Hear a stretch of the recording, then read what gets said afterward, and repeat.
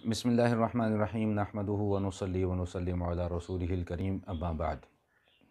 موجودہ حالات میں ایک سوال جو زیر بحث ہے کہ کیا احتیاطی تدابیر اختیار کرنا توکل کے منافی ہے یا نہیں ہے، اس حوالے سے دو قسم کی آراء سامنے ہیں اور دونوں قسم کی آراء دینے والے حضرات اپنے اپنے نظریے میں متشدد ہیں، یعنی ایکسٹریم پر ہیں۔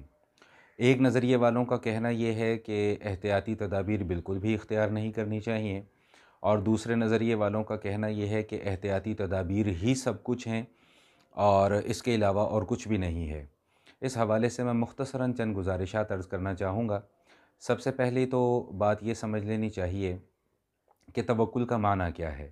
توکل کا لفظی معنی ہوتا ہے کہ کسی بھی معاملے میں کسی بھی ذات کے اوپر کامل طریقے سے اعتماد کر لینا، اور شریعت کی اصطلاح میں توکل کا معنی یہ ہوتا ہے کہ تمام اسباب کو اختیار کرتے ہوئے اللہ جل شانہ کی ذات پر کامل بھروسہ اور اعتماد رکھنا، یعنی اس بات کا یقین رکھنا کہ جو اسباب میں اختیار کر رہا ہوں یہ اسباب بھی اللہ ہی کی جانب سے پیدا کیے گئے ہیں، اور جن اسباب کو اختیار کرنے کے بعد جو میں کام کرنا چاہ رہا ہوں اس کام میں بھی حقیقی اثر اللہ کی جانب سے ہی ہوگا، حقیقی مؤثر اللہ کی ذات ہی ہوگی۔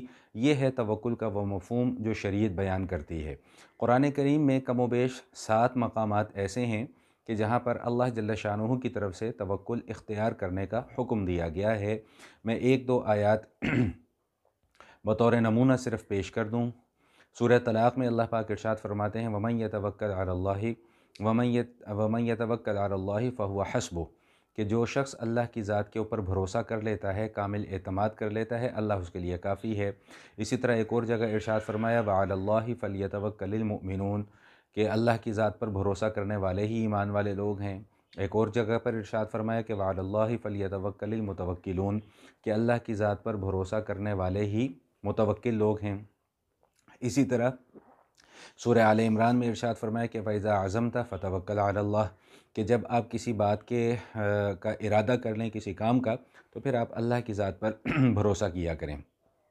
اسی طرح احادیث کے اندر بھی نبی کریم علیہ الصلاۃ والتسلیم نے مختلف مواقع پر مختلف معاملات میں اسباب کو اختیار کرنے کا حکم فرمایا۔ مثال کے طور پہ ایک اعرابی نبی علیہ الصلاۃ والسلام کی خدمت میں حاضر ہوتے ہیں اور آ کر پوچھتے ہیں، طویل حدیث ہے، میں اس کا صرف ایک خلاصہ آپ کے سامنے پیش کر رہا ہوں کہ اونٹ کو باندھ کر اللہ کی ذات پر بھروسہ کروں کہ اونٹ کو کھلا چھوڑ کر اللہ کی ذات پہ بھروسہ کروں؟ فرمایا کہ اونٹ کو باندھو پھر اللہ کی ذات کے اوپر بھروسہ کرو۔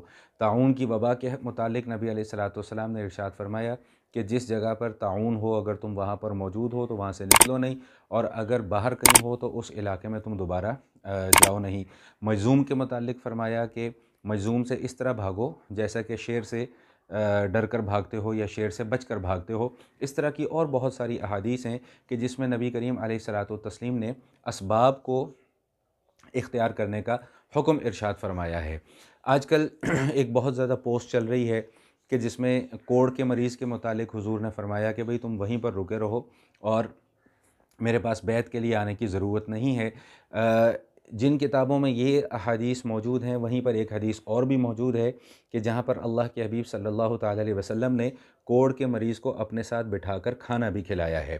تو دونوں قسم کا عمل حضور اقدس صلی اللہ تعالی علیہ وسلم سے منقول ہے۔